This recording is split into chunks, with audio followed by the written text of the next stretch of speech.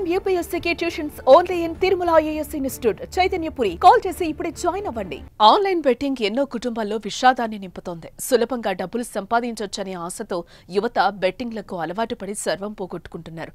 బెట్టింగ్కు బానిసలుగా మారి అప్పుల పాలవుతున్నారు. తాము ఇబ్బందులు పట్టమే కాకుండా కుటుంబం మొత్తాన్ని అప్పుల ఊబిలోకి నెడుతున్నారు. చివరికి వాటిని ఎలా తీర్చాలో అర్థం కాక ప్రాణాలు తీసుకుంటున్నారు.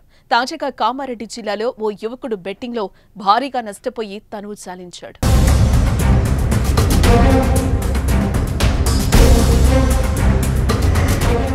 కామారెడ్డి మున్సిపాలిటీ పరిధిలోని దేవునిపల్లికి చెందిన దేవల సంజయ్ సాఫ్ట్వేర్ ఇంజనీర్. ఆయనకు భార్య, 2 పిల్లలున్నారు. మంచి జీతంతో ఉద్యోగం ఉన్న అత్యాశతో బెట్టింగ్ వైపు మళ్లాడు.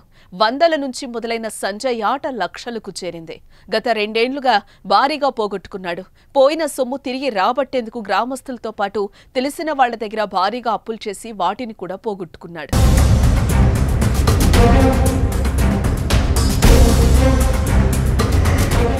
సంజయ్ అప్పులు ఇంటిలో తెలియటంతో అత్తింటి వారు కొంత సాయం చేశారు. అయినా సంజయ్లో మార్పు రాలేదు. మళ్లీ అప్పులు చేసి బెట్టింగ్ ఆడటం ప్రారంభించాడు. ఇలా సంజయ్ 1,30,00,000 వరకు అప్పులు చేశాడు. దీంతో 6 నెలల కిందట పిల్లలను తీసుకుని ఆమె పుట్టింటికెళ్లిపోయింది. ఈ పరిణామాలతో సంజయ్ తీవ్ర మనస్తాపానికి గురయ్యాడు. ఒకవైపు అప్పుల వాళ్ల ఒత్తిడి, మరోవైపు పుట్టింట్లో భార్య, ఇవన్నీ సంజయ్ను కుంగదీశాయి. ఈ క్రమంలో ఈ నెల 16న భార్యకు ఫోన్ చేసి మళ్లీ అప్పుల గురించి చెప్తూ బాధపడ్డాడు. తర్వాత ఆదివారం అర్ధరాత్రి ఉరివేసుకొని చనిపోయాడు.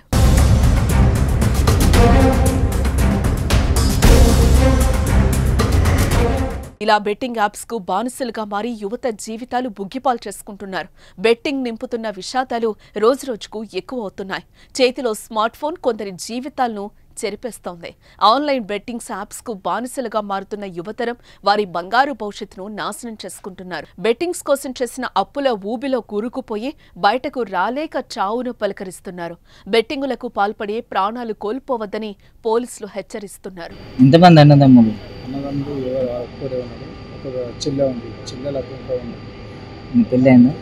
పెళ్ళైంది. ఒక పాప, ఒక బాబు, 3 సంవత్సరాల పాప, 1.5 బాబు, చిన్న ఏజ్. అంతా గవర్నమెంట్ దృష్టికి తీసుకెళ్ళి ఆర్థిక సహాయం చేయాలని మనస్ఫూర్తిగా కోరుతున్నాను.